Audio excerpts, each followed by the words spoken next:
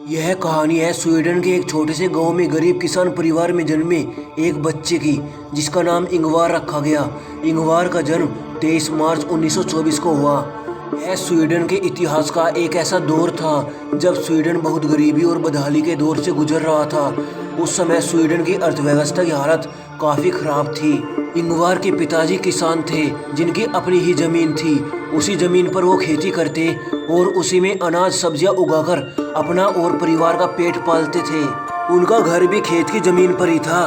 बाकी घर के खर्चों को चलाने के लिए इंगवार के पिताजी प्राय जंगल जाते और वहां से अच्छी किस्म की लकड़ियां काट लाते और उन्हें बाजार में बेचकर कुछ पैसे कमा पाते थे। इंगवार जब कुछ बड़ा हुआ तो वह भी अपने माँ पिताजी के साथ खेत में कुछ न कुछ काम करने लगा। इस तरह पूरा परिवार खूब मेहनत करता। इसके बाद इंगवार जब 5 साल का हुआ तो उनका दाखिला स्कूल में करवा दिया गया, जिसमें इंगवार को लेकर कुछ महीने बाद यह बात सामने आई कि इंगवार डिसलेक्सिया नाम की एक ऐसी बीमारी से पीड़ित है।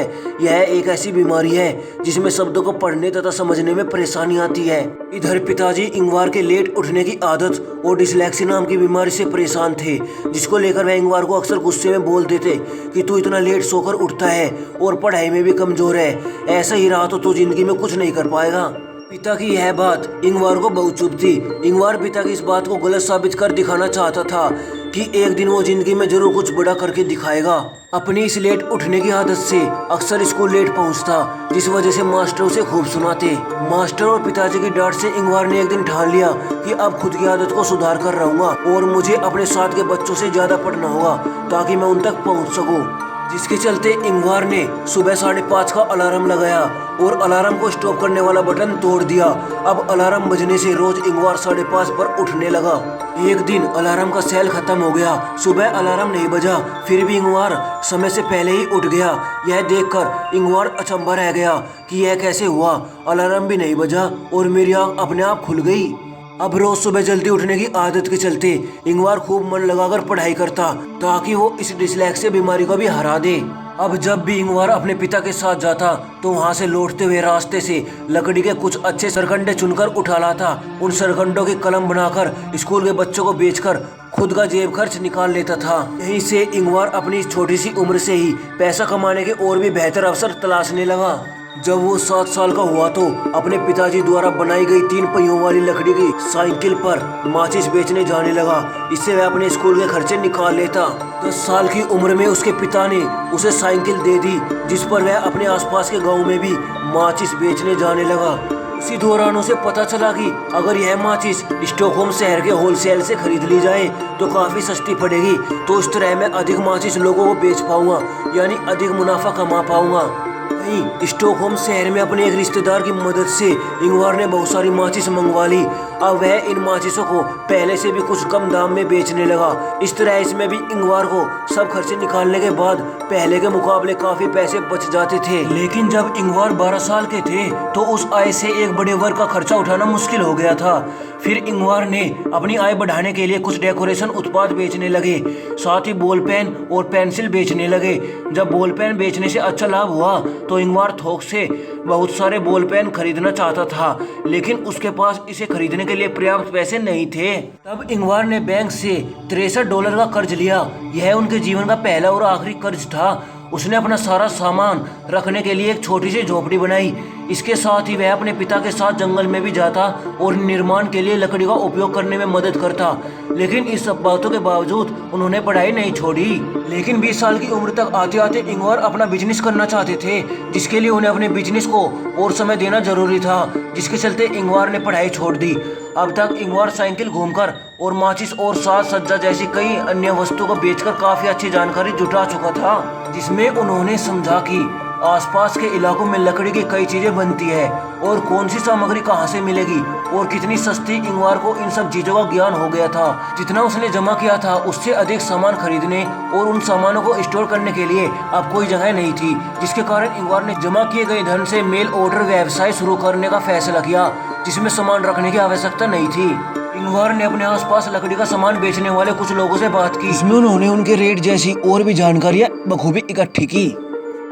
इसके बाद इंगवार ने आसानी से उपलब्ध समान वस्तुओं के लिए कैटलॉग मुद्रित करवाए, जिसमें शुरू में picture frame, purse, ball pen जैसी कई छोटी छोटी चीजें शामिल थी।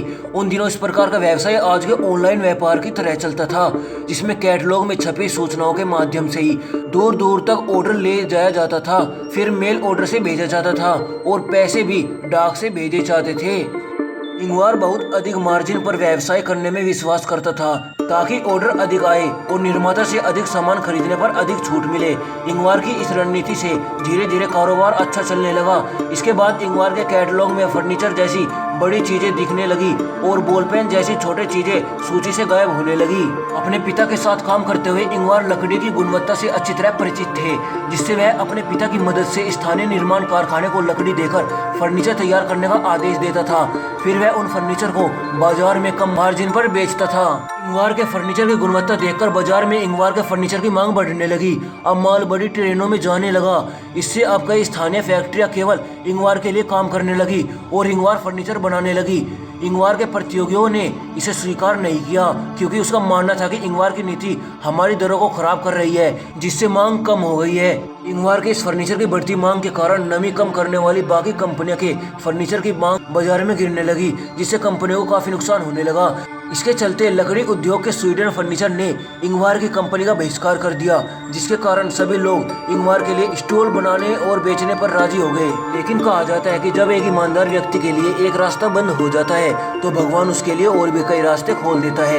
इंगवार ने हार नहीं मानी। उन्होंने पोलिश सप्लायर से सामान लेना शुरू कर दिया, जो उन्हें पहले से कम कीमत पर मिल जाता था, क्योंकि वहाँ कच्चा माल और श्रम दोनों ही बहुत सस्ते मिल जाते थे। इसके बाद इस आदमी को दूसरे देशों के कई ऐसे सप्लायर मिले जहाँ से उसे बहुत सस्ते में सामान मिल जाता था। इंगवार ने अपने फर्नीचर ब्रांड का नाम IKEA फर्नीचर यहाँ कंपनी का नाम रखा। अब इंगवार ने उन कंपनियों की वाट क्षमता लगा दी जो सोच रही थी कि अगर फेडरेशन ने मेरा ब्रांड निकाल लिया तो कंपनी बंद हो जाएगी। सस्ते फर्नीचर के कारण इंगवार फर्नीचर की मांग तेजी से बढ़ने लगी।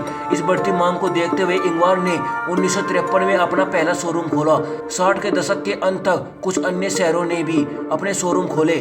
फर्नीचर को लेकर लोगों की जरूरतों को देखते हुए सबसे पहले इंगवार के दिमाग में फर्नीचर को फोल्ड करने का क्रिएटिव आइडिया आया, जिसके चलते इंगवार ने जब पहली बार इस तरह का फर्नीचर बाजार में उतारा तो यह फर्नीचर लोगों के बीच काफी लोकप्रिय हुआ और इसकी जबरदस्त मांग थी। इसके बाद इंगवार का कारोबार और भी तेजी से आग की तरह फैल गया। जल्द ही इंगवार ने कई अन्य देशों में अपना व्यवसाय चलाना शुरू कर दिया। इस तरह इंगवार का फर्नीचर पूरे यूरोप में काफी पसंद किया जाने लगा। इसके बाद लोगों की जरूरत और मांग के मुताबिक इसी तरह कम मार्जिन वाली रणनीति पर काम करते हुए कई तरह के बेहतर क्वालिटी के फर्नीचर बनाने लगे, वो भी कम कीमत में। कहा जाता है कि जहाँ भी इंगवार फर्नीचर के शोरूम खुलते थे उस देश के स्थानीय फर्नीचर बाजार की देखभाल की जाती थी। इसका कारण यह था कि इंगवार का फर्नीचर अच्छी गुणवत्ता और कम कीमत का था। लोग फर्नीचर की गुणवत्ता, डिजाइन और रेट की ओर काफी आकर्षित हुए और देखते ही देखते लोगों के बीच काफी लोकप्रिय हो गए। तो दोस्तों, ये वही शख्स था जो कभी डिसलेक्सिया का शिकार हुआ करता था, जिसे ताने मिलते थे कि अब जिंदगी में कुछ नहीं कर पाओगे। लेकिन आज उस शख्स की जिद के चलते उसके कई देशों में हजारों स्टोर, शोरूम है और उनके अधीन लाखों लोग काम करते हैं। वे कर्मचारी हैं। इंगवार 91 साल की उम्र में दुनिया से चले गए थे, लेकिन आज उनके बेटे पोते इस धंधे को बखूबी आगे बढ़ा रहे हैं। इंगवार के फर्नीचर को IKEA के नाम से जाना जाता है।